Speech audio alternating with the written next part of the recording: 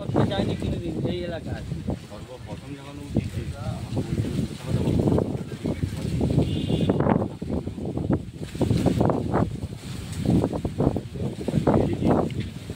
ঠাকুরটা নেই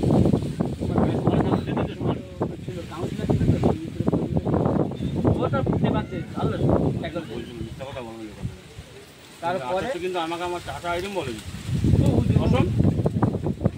ভালো যে জানি যারা মিলন মন্ডল বলতে তুই চাকরি যেহেতু সিকিউরিটি কাজ করবি না তুই সিকিউরিটি দেওয়ার টেস্ট পেয়ে তুই কাজ কর আর আমাকে সিকিউরিটি বলে তুই সিকিউরিটি কাজ করবি না কাজ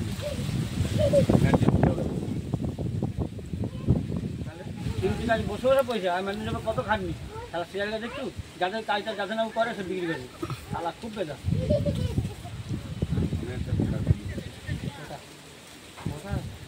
এখন কথা হ্যাঁ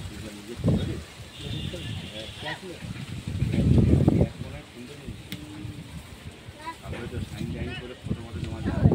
দোকান বসেই নিয়ে যাও হ্যাঁ